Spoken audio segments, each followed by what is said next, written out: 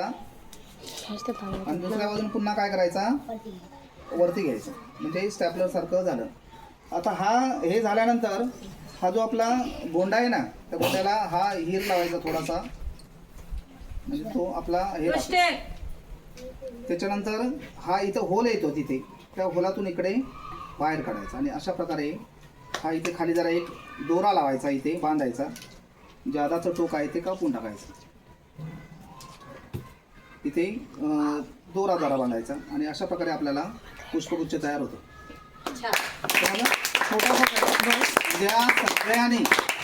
सगळ्या मुलांनी आपल्या 5वी 6वी 7वीच्या सगळ्या मुलांनी अशा प्रकारे करून आणायचं. ह्याच्यात काही कुठलं हे लागत नाही, गोंडा असतो किंवा फुल कुठलंही चालतं. हे जे आहे हे फुल हे पण चालतं, रंगीत किंवा गुलाबाचं फुल असलं तरी पण चालतं. हे छोटं फुल असलं तर त्याला अशा प्रकारे हे लावायचं. आणि हा हीर का लावायचं, तर हा खाली त्याला हे होतं, कठीणपणा येतो, असंही त्याला चालतं. जर मोठं लावला गोंडा लावला तर तो आणखी चांगलं दिसतं, किंवा गुलाबाचं फुल वगैरे असेल तर आणखी छान दिसणार. ज्यांना शक्य आहे त्यांनी 1 आणा, 2 आणा, 3 आणा. हां ते पण राहील, ते पण राहणार.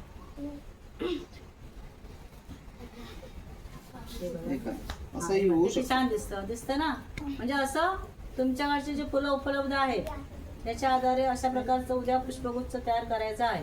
आणि उद्या आपल्याला ते जे आहे नॅचरली आपल्याला ते द्यायचे आहेत फुलं, आपण जे त्यांचं स्वागत करणार, ते सरपंच येणार ते.